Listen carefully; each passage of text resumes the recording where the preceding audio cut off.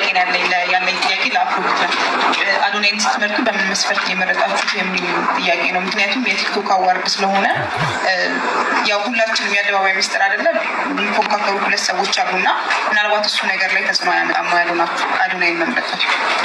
ያው ደግሞ ለምን ሁለት ተወዳዳሪዎች እያሉ ለምን አዶናይ ተመረጠ ነው። እኔ የአፍሮ ሀብ አምባሳደር ብቻ ሳልሆን የአፍሮ ሀብን ባለቤት ነኝ። አብረን ነው ፓርትነር አድርገን የስራ እያመጣን ያለ ነው። ሰው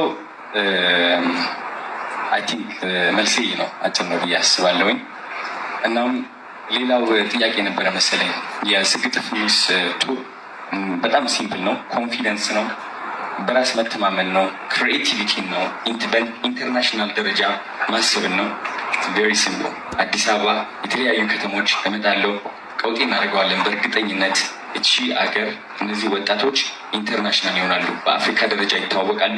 በዘፋኝ ብትሉ በኤኒ ሙቪ በክሪኤቲቪቲ ደረጃ እኛ በደንብ እዚህ ፈምሰው አፍሪካ ውስጥ ታውቀው እኛን አስጠርተው ኢንተርናሽናል ሄደው እንዲወዳደሩና እንዲያስጠሩ ነው የምፈልገው።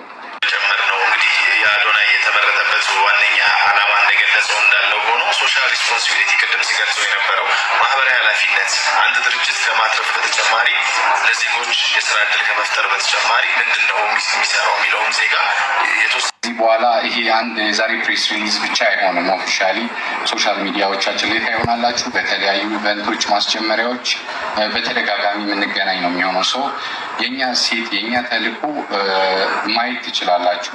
ገብታችሁ ማብራሪያም ሌላ የሚፈለግ ካለ መጠየቅ ይቻላል። እሺ ስጠልኝ ማይክ